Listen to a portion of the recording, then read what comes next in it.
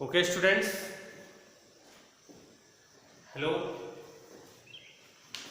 We start the topic of exercise 1.3. Exercise 1.3 start करने से पहले मैं कुछ चीज़ों को रिकॉल करना चाहता हूँ। मैंने आपको रेशनल नंबर बताया था। What do you mean by rational number? Rational number की डिफिनीशन क्या होती है? तो फर्स्ट के टॉपिक में मैंने रेशनल नंबर को डिफाइन किया था। मैं एक बार फिर से उसको डिफाइन कर रहा हूँ। The number is expected in the form of P upon Q। जब हम किसी नंबर को P बाई Q के शेप में लिखते हैं तो that is called rational number. But condition ये होती है कि Q जो होता है Q is not equal to 0। The number that can be expressed in the form of P upon Q, but Q is not equal to 0. Why? Q 0 क्यों नहीं हो सकता? मैं आपको एग्जांपल दूं 1 upon 0, ओके? जब हम इसको डिवाइड करेंगे, डिवाइड करने के बाद भी हमको एक ऐसा रिजल्ट आना चाहिए जो रेशनल नंबर को डिफाइन करे, ठीक है? ऐसा नहीं कि वो नंबर बार बार चलता रहे, तो वो रेशनल नंबर नहीं होगा आपका। इस कंडीशन में हम जब डिवाइड करेंगे तो ये डिवाइड होने पे क्या होगा? देखिए, 0 को अगर 1 से डिवाइड करते हैं तो 0 1 जा 0, फिर से 1, 0 1 जा 0, फिर से 1, ये लगातार चलता रहेगा, ठीक है? ये डिवाइड होगा ही नहीं। तो इस कंडीशन में क्या होता है कि इस 0 को जब हम रखते हैं तो ये रेशनल नंबर नहीं होता है। जब आप नेक्स्ट क्लास में जाएंगे तो एक टॉपिक और पढ़ेंगे, इरेशनल नंबर। तो ये इरेशनल नंबर के अंदर इसकी काउंटिंग हो जाएगी, ओके? तो रेशनल नंबर की डिफिनीशन सिर्फ इतनी है कि the number is in the expect the form of P upon Q, but Q is not equal to 0। Direct हम एक्सरसाइज 1.3 पर आते हैं। आपका पहला क्वेश्चन है सब्ट्रैक्ट करना। फर्स्ट क्वेश्चन है सब्ट्रैक्शन, सब्ट्रैक्ट। फर्स्ट है ये मैं बता रहा हूं, ये क्या दिया है? -7/12 फ्रॉम -5/18। देखो बच्चों, इस कंडीशन में क्या है कि आपको सब्ट्रैक्शन करना है, लेकिन सब्ट्रैक्शन के माइनस की जगह इसने लिख दिया है फ्रॉम। फ्रॉम का मतलब ये होता है कि आपको इससे इसमें नहीं माइनस करना है, आपको 5/18 में -7/12 को माइनस करना है, ठीक है? क्वेश्चन कह रहा है कि -7/12 से -5/18 को माइनस करिए, यानी इस 5/18 -5/18 में -7/12 क्या होगा? माइनस होगा। तो देखिए करते हैं, -5/18 हमसे कहा है सब्ट्रैक्शन करने के लिए, तो हमने सब्ट्रैक्ट की साइन लगाई। अगेन -7/12, इसको ब्रैकेट में रख दे तो ज्यादा बेटर होगा, ठीक है? ठीक है बेटा? अब देखिए, -5/18 माइनस माइनस प्लस 7/12। हमसे उसने कहा था सब्ट्रैक्ट करने के लिए, लेकिन जब बीच में सिंबल आ गया तो सिंबल अपनी एक अलग डिफिनीशन देता है। जब हमने माइनस माइनस को मल्टीप्लाई किया तो हमारा रिजल्ट किस में आ गया? प्लस में आ गया। यानी इस क्वेश्चन को सिर्फ हमें सॉल्व करना है, ओके? अब सॉल्व करने के लिए हमें 18 और 12 का एलसीएम लेना पड़ेगा। तो 18 और 12 का एलसीएम क्या हो जाएगा? 36। 36 को 18 से डिवाइड करेंगे 2 टाइम्स मिल जाएगा, 2 5 क्या 10, प्लस जब हम इसको इससे डिवाइड करेंगे तो 3 टाइम्स जाएगा, 3 7 जा 21। यानी क्या है आपका? -10 प्लस 21। अब देखो 21 में हम 10 को जब माइनस करेंगे तो हमारा रिजल्ट आएगा 11। लेकिन आपको ध्यान ये भी देना है कि सिंबल किसका बड़ा है? सिंबल किसके साथ बड़ा लगा हुआ है? +21 के साथ। यानी यहाँ पे जो सिंबल यूज होगा वो प्लस होगा। प्लस को हम वैसे लिखते भी नहीं है, ठीक है? तो 11/36 ये आपका क्या आ गया? आंसर। यानी फर्स्ट क्वेश्चन में आपसे सब्ट्रैक्शन के लिए कहा, आपने इसमें इसको माइनस किया, यहाँ पे मल्टीप्लाई होने के बाद ये पॉजिटिव रिजल्ट दे दिया। पॉजिटिव देने के बाद आपको कंफ्यूजन ये होगा कि सर इसने तो सब्ट्रैक्शन कहा था, आपने प्लस कर दिया। तो बेटा हमने नहीं प्लस किया है, माइनस की साइन तो हमने लगाई थी माइनस करने के लिए, लेकिन बाय चांस यहाँ पे क्या हो गया? ये वाला नंबर आपका निगेटिव में आ गया। तो निगेटिव में आने की वजह से जब ये ब्रैकेट हटेगा तो माइनस का माइनस से मल्टीप्लाई होकर प्लस हो गया है। ठीक है, प्लस के बाद जो भी सिस्टम आगे है सॉल्व करने के लिए उसको हमने क्या किया है, यहाँ पर सॉल्व किया है। ओके, तो इसको आप एक बार समझ लीजिएगा। इसका बी पार्ट लगाते हैं हम।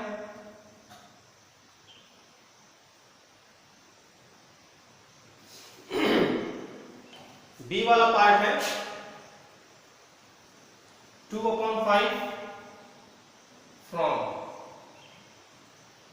1/15।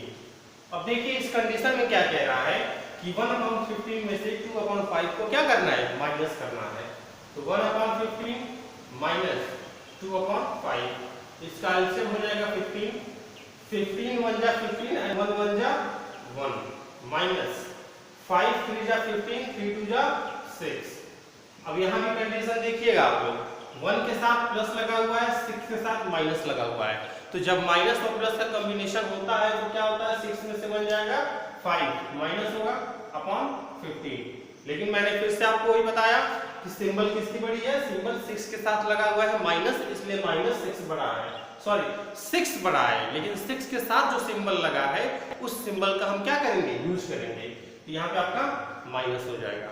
ओके, इसको और भी स्टैंडर्ड फॉर्म में हम लिख सकते हैं, इसको डिवाइड करके 5 1 जा 5 5 3 जा 15, तो आपका रिजल्ट क्या आ जाएगा, -1/3। ओके, आपका नेक्स्ट क्वेश्चन हम ये फर्स्ट में ए बी दो हमने लगवा दिया, सी वाला आप लगाइएगा खुद, एक ही बचा है सी, वो आप लगा लीजिएगा, ट्राई करिएगा। नहीं आता है तो एक बार हमसे कमेंट में पूछ लीजिएगा कि सर हमको आ नहीं रहा है, या फिर माइनस प्लस करने में कहीं प्रॉब्लम हो रही है। ओके, हम क्वेश्चन नंबर 2 पर चलते हैं। क्वेश्चन नंबर 2 आपका है सिंपलीफाई करने के लिए। क्वेश्चन नंबर 2 है सिंपली, इसमें आपसे डायरेक्ट ये नहीं कह रहा है कि आप इसको ऐड करिए या सब्ट्रैक्ट करिए। ओके, आपसे सिंपल कह रहा है कि आप इसको क्या करिए, सिंपलीफाई करिए। तो सिंपलीफाई करने के लिए जो आपके पास क्वेश्चन दिया गया उसको हम नोट करते हैं यहाँ पर। -7/12 अगेन माइनस -8/15 -8/15। ओके, आप इसको बेहतर बनाने के लिए इसको ब्रैकेट में डाल सकते हैं, कोई प्रॉब्लम नहीं होगा, क्योंकि आपको अगर माइनस माइनस एक साथ दिखेगा तो हो सकता है मे भी कंफ्यूजन हो जाए। तो देखिए अब इसको हम अगर सॉल्व करें तो -7/12 अगेन माइनस माइनस प्लस 8/15, दोनों का एलसीएम क्या होगा, 60। 60 क्या होगा आपका एलसीएम, आप एलसीएम निकाल भी सकते हैं। ओके, तो 12 5 जा 60 एंड 5 7 जा 35। ओके, 60 एंड 4 8 जा 32, बीच में सिंबल प्लस का है। अब एक बात और ध्यान दीजिएगा, ये प्लस है ये माइनस है, प्लस माइनस क्या होता है, हमेशा माइनस, यानी इस क्वेश्चन को माइनस करना है। तो 35 में से 32 को माइनस करके कितना आ जाएगा आपका, 3 आ जाएगा, 3/60। लेकिन आपको मैंने बताया ना कि फिर से एक बार देखिए सिंबल किसका बड़ा है, 35 का, 35 के साथ माइनस लगा हुआ है, यानी यहाँ पे क्या होगा, माइनस। इसको और भी स्टैंडर्ड फॉर्म में हम लिख सकते हैं, 3 यानी -1/12। ये आपका क्या हो गया, आंसर हो गया। ठीक है,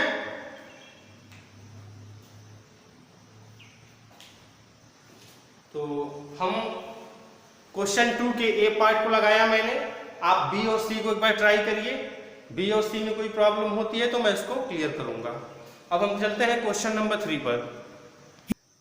देखिए बेटा, आपके सामने क्वेश्चन दिया गया है, what should be subtracted from 5/6 -2/3, एक ब्रैकेट है, ठीक है, to get -7/18।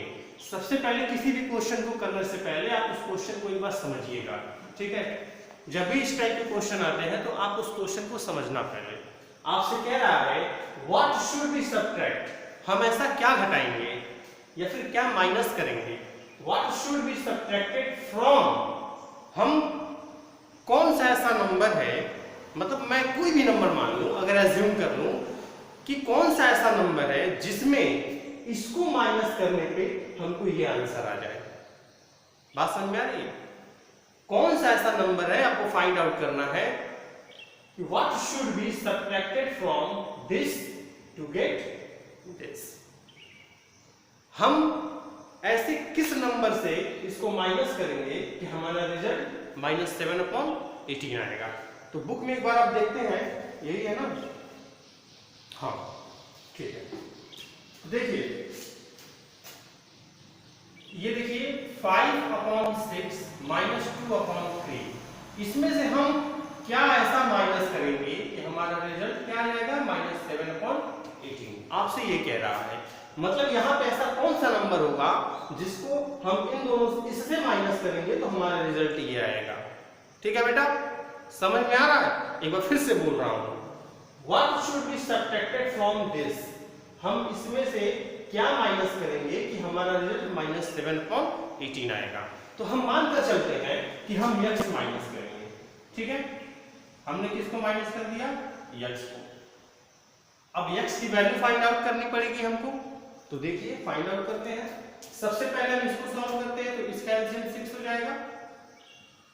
6 × 6 1 5 × 5, 3 2 × 6 2 2 × 4, bracket -x = -7/18।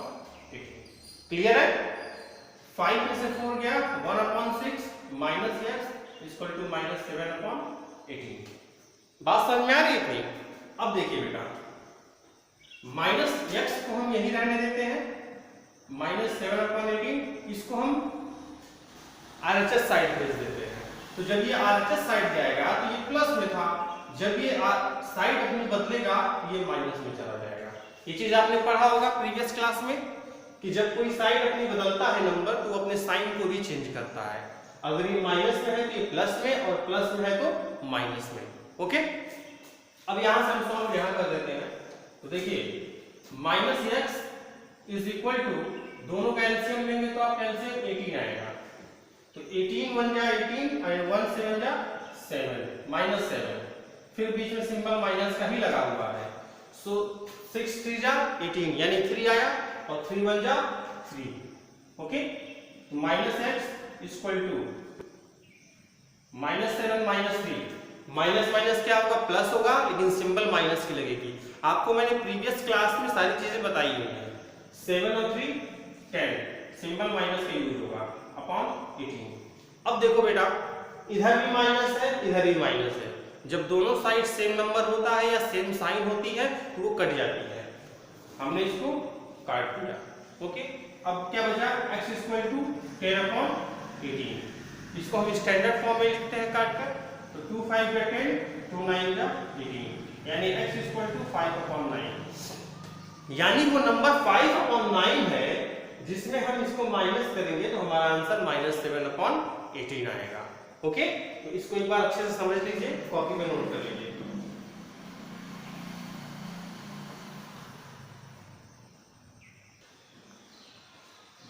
Okay बेटा, आपके सामने 4th क्वेश्चन दिया गया है। The sum of two rational number is -8/5। If one of the number is -7/2, find the other number. आपसे कह रहा है कि the sum of two rational number, दो रेशनल नंबर हैं जिनको हमने ऐड किया तो हमारा रिजल्ट कितना आ रहा है? -8/5। तो मैं मानकर चलता हूं कि दो रेशनल नंबर x + y हो सकते हैं जिनको ऐड करने पे -8/5 आ रहा है। ओके बेटा, क्वेश्चन जैसे जैसे कहेगा आप वैसे स्टेप में चलते जाएंगे। फर्स्ट लाइन में the sum of two rational number is -8/5। दो रेशनल नंबर का सम -8/5 है। क्लियर है? अब देखिए, अच्छा मुझे लगता है कि आपके माइंड में अभी तक एक डाउट और होगा कि रेशनल नंबर को हमने कहा था p/q में लिखने के लिए। ठीक है, तो क्या 3/5 रेशनल नंबर है? तो बिल्कुल है। क्या 4 रेशनल नंबर है? ओनली है, 4 भी रेशनल नंबर है। ठीक है बेटा, क्योंकि 4 के साथ 1 भी लगा होता है। ठीक है, तो इस चीज में आप डाउट में मत रहिएगा कि सिर्फ p/q के बारे में बात की जा रही है। मैंने कहा था ना, q is not equal to 0। q की वैल्यू पर 0 नहीं होनी चाहिए, बाकी कुछ भी हो सकती है, 1 2 3 5 कुछ भी हो सकती है। तो आप ये सोचेंगे कि मैंने दो रेशनल नंबर लिया x + y, तो x/y क्यों नहीं लिया? x अपॉन y इसलिए नहीं लिया क्योंकि मैं मान कर सकता हूं कि x के नीचे भी 1 लगा होगा, y के नीचे भी 1 लगा होगा। ओके, तो इस डाउट में मत रहिएगा आप लोग। ओके, तो फर्स्ट लाइन जो कहा the sum of two rational number is -8 upon 5, हमने यहां लिख दिया इफ लगा दिया one of the number is -7 upon 2, अगर एक नंबर -7 अपॉन 2 है, इसमें से इन दोनों में से कोई भी एक नंबर, मैं मानकर चलता हूं x कितना है -7 upon 2, find the other number, तो y की वैल्यू बतानी है, यही ना। अगर दो रेशनल नंबर हैं जिनमें से पहला रेशनल नंबर हमको मिल चुका है -7 अपॉन 2, y निकालना है, फाइंड द अदर नंबर, तो फाइंड आउट करते हैं। तो देखते हैं y इक्वल टू -8 अपॉन 5, मैंने कहा था ना कि जब ये अपने अपोजिट साइड में जाएगा तो अपनी साइन को चेंज करेगा, तो साइन माइनस थी यहाँ पे आके प्लस हो जाएगी, +7 अपॉन 2, क्लियर है। इसको सॉल्व करते हैं, 5 2 या 10 एलसीएम हो जाएगा, तो 5 2 2 8 जा 16, 2 5 5 7 जा 35,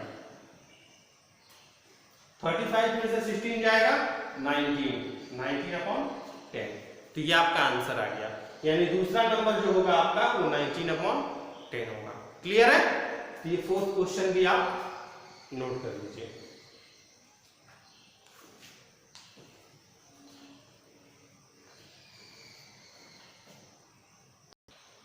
ओके, आपके सामने फिफ्थ क्वेश्चन दिया गया है, what number should be subtracted from 7 upon 8, 8 आपका माइनस में है, टू गेट 5 अपॉन 14।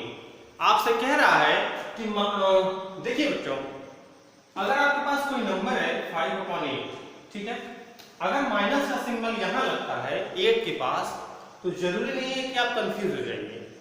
अगर यहां माइनस लगता है तो कोई दिक्कत नहीं है, ये माइनस यहां भी हो जाता है, ठीक है, नीचे लगे या ऊपर लगे उससे कोई इफेक्ट नहीं पड़ता, बट दोनों कंडीशन में माइनस लगे तब ये प्लस हो जाएगा, दोनों प्लस हो जाएगा, ठीक है, तो इस चीज को आप ध्यान दीजिएगा। What number should be subtracted from this to get this? हम इसमें से क्या माइनस करें, यानी 7 अपॉन 8 -7 अपॉन 8 में क्या माइनस करें कि 5 अपॉन 24 हो जाए। क्लियर है, तो हमने मान लिया कि हम x माइनस करें, क्योंकि हमको तो एग्जैक्ट वैल्यू पता नहीं है, तो हमने x मान लिया। अब बच्चों -x को यहीं छोड़ देंगे, ये वाली सिंबल इधर नंबर इधर चल जाएगा और अपनी साइड को चेंज करेगा, जब अपनी साइड को चेंज करेगा तो ये माइनस में है तो इधर प्लस में आ जाएगा, +7 अपॉन 8। x के साथ माइनस लगा हुआ था तो हमने x को माइनस के साथ ही रहने दिया, 7 के साथ माइनस लगा था लेकिन हमने जब साइड को चेंज किया तो वो पॉजिटिव में हो गया। क्लियर है, अब देखिए -x = इन दोनों का एलसीएम लेते हैं तो 24 आएगा, 24 1 1 5 का 5, 8 3 3 7 जा 21। क्लियर है बेटा, तो -x = 26 अपॉन 24, इसको स्टैंडर्ड फॉर्म में लिखेंगे, 2 से डिवाइड करते हैं, 2 1 2 2 3 6, 2 1 2 2 2 4। अब देखना बेटा, कोई भी वैल्यू माइनस में नहीं होती है, आपका x जो होता है ये कभी माइनस में नहीं रहेगा, तो x क्या करेगा, माइनस से कह देगा कि तुम नंबर के पास चले जाओ, जो वैल्यू आई है उसके पास चले जाओ। ये मैं अपने मन से तो नहीं बोल रहा हूं, क्वेश्चन के रूल से कह रहा हूं। क्लियर है, अगर आपको इतने में भी ना समझ में आए तो देखिएगा, -x की वैल्यू क्या आई है 13 अपॉन 12, ठीक है ना। हम क्या करते हैं, x की वैल्यू को, जो x की वैल्यू आई है 13 अपॉन 12, तो क्या हम x की जगह 13 अपॉन 12 को लिख सकते हैं ना, तो माइनस तो अपनी जगह पे रहेगा, -x की वैल्यू 13 अपॉन 12। हमने 13 अपॉन 12 को माइनस नहीं कहा, जो वैल्यू आई है उसको हमने वहां पुट किया, -x की वैल्यू 13 अपॉन 12 आ गई है तो -x हमने लिख दिया और माइनस को रहने दिया।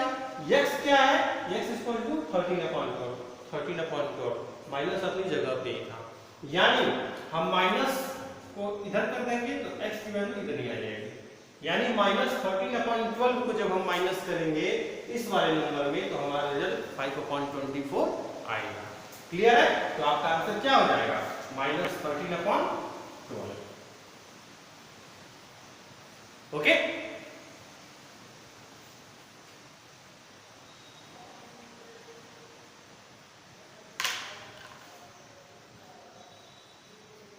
इसको मैं इरेज कर दे रहा हूं।